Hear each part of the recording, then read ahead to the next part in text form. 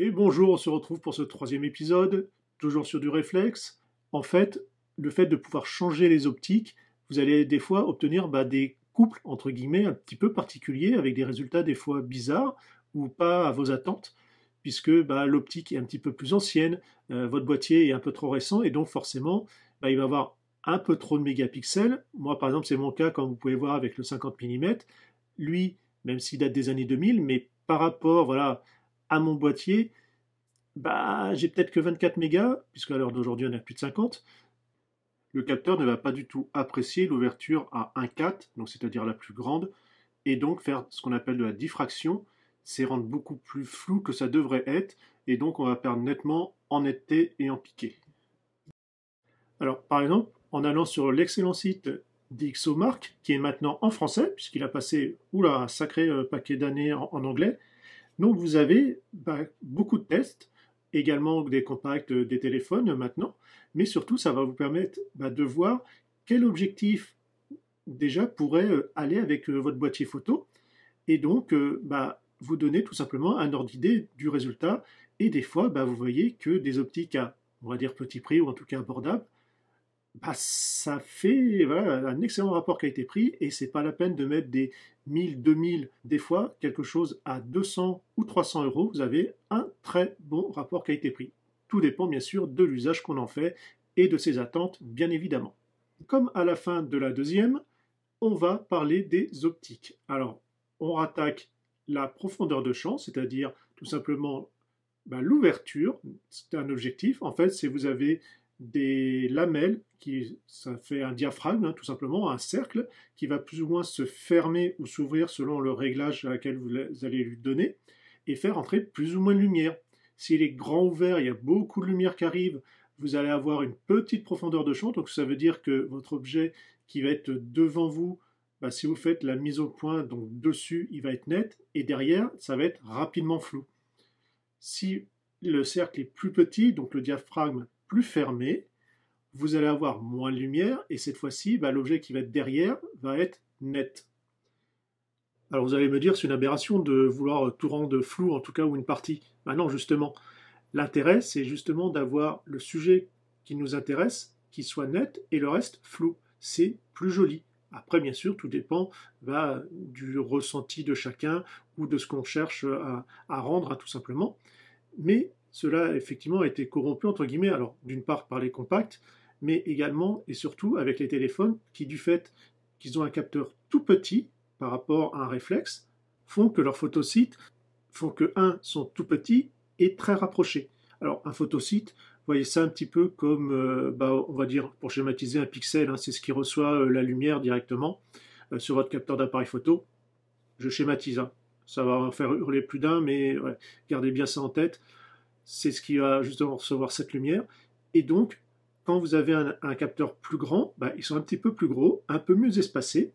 Alors, ça pose aussi quand même un problème, c'est que cette montée, puisque avec les années, on monte de plus en plus dans les mégapixels, ça pose, comme je vous disais, des soucis.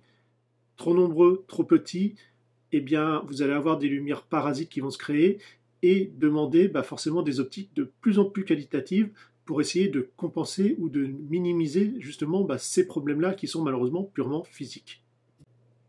Alors vous allez me dire, il suffit de fermer. Au lieu de 1.4, tant pis, j'aurai un peu moins de flou, je vais passer à f5.6, f8, 11 ou plus. Eh bien malheureusement, alors comme il y a effectivement moins de lumière qui rentre, puisque votre diaphragme est plus fermé et plus petit, il va malheureusement falloir ne pas trop bouger, avoir un support, quelque chose de fixe, un trépied ou autre, pour éviter d'avoir ce flou de mouvement directement.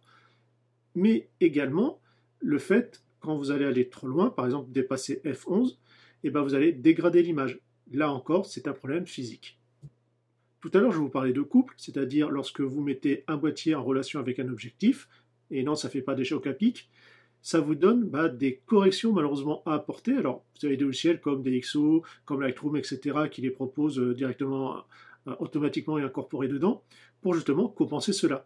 On prend l'exemple du Samyang 14 mm, alors c'est la version full frame, c'est-à-dire plein format, c'est donc un très grand angle, qui va voir comme ça très loin sur les côtés, et donc malheureusement va apporter des soucis, notamment de déformation de l'image. C'est pour ça qu'en photographie, quand on fait une photo de quelqu'un, c'est-à-dire un portrait, il faut être normalement à minimum 70 mm pour éviter justement de trop déformer l'image, même s'il y en a un petit peu, que ça se corrige, mais effectivement, de base, il vaut mieux être à partir de 70. On va aborder maintenant la partie grossissement. Alors, bien sûr, sur un téléphone, on peut, en recadrant, en recropant, ou comme tout autre appareil, mais vous allez forcément arriver à un moment où vous allez montrer les limites directement, puisque vous allez faire que zoomer sur un pixel. Et l'avantage justement d'avoir un appareil avec un zoom, qui soit interchangeable ou non, c'est justement que c'est l'optique qui fait son travail. Et donc vous gardez la pleine définition de votre capteur.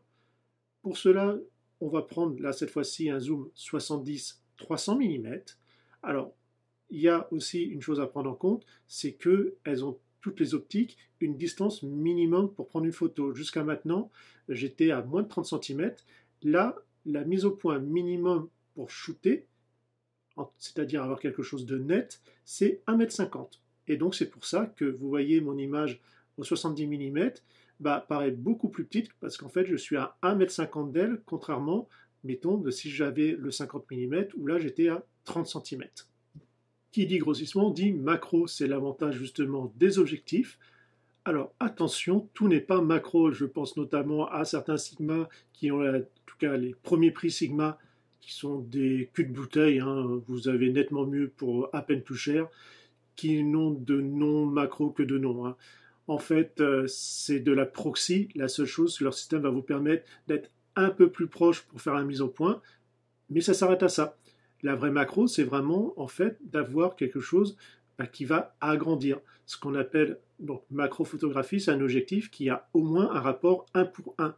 C'est-à-dire, votre sujet que vous allez prendre en photo va se retrouver à l'échelle tout simplement 1 pour 1 sur votre capteur. Et donc, vous aurez l'impression qu'il est beaucoup plus gros qu'un objectif normal, lambda, puisque la plupart, c'est souvent du 1 pour 4.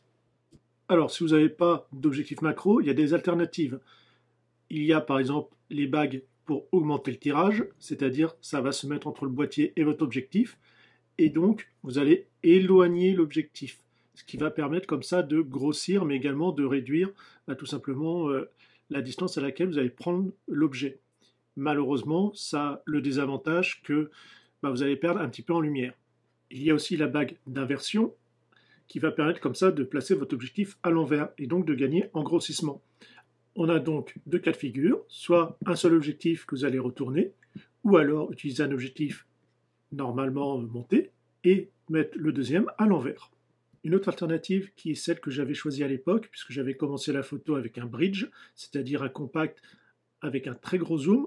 En fait, c'est simplement qu'il a l'encombrement comme un réflexe, quasiment. Ce sont les bonnettes macro. Alors certaines se clipsent, d'autres se vissent. Celles qui se vissent, en fait, vous avez juste besoin d'une bague d'adaptation, tout simplement qui se met au bout de votre objectif. Ça se trouve à pas cher pour ce que c'est. Et donc, j'ai pu les réutiliser à l'heure d'aujourd'hui sur mes objectifs de réflexe, macro ou non. Alors, bien évidemment, il y a des inconvénients. C'est une loupe, tout simplement. Ça va grossir et également vous réduire la distance à laquelle vous allez pouvoir prendre la photo. Donc, forcément, ça défore un petit peu, il y a un peu moins de lumière qui rentre. Selon la qualité, vous allez plus ou moins dégrader votre cliché. Au final, c'est une excellente alternative. Après, il faut bien faire attention, ça ne se manie pas comme un objectif macro en lui-même. L'objectif, vous allez tourner la bague pour faire la mise au point. Là, votre profondeur de champ, donc votre zone de netteté est tellement faible qu'il vaut mieux laisser fixe et que ce soit vous qui avancez ou reculez un tout petit peu pour faire la mise au point. En bonus, on va parler des reflets, avec l'utilisation d'un filtre polarisant qui va vous permettre comme ça d'enlever tout ce qui est reflet parasite de lumière par exemple. Là, je prends ma voiture, on voit qu'il y a une espèce de voile blanc, tout simplement c'est le fond qui se reflète sur le pare-brise. En utilisant un polarisant, je vais le tourner jusqu'à trouver le bon degré tout simplement pour justement le faire disparaître. J'espère ne pas vous avoir perdu avec cet épisode un peu plus compliqué que d'habitude. N'hésitez pas à laisser commentaires, si vous avez une remarque, quoi que ce soit, ou souhaitez un nouvel épisode. Allez sur ce, bye bye.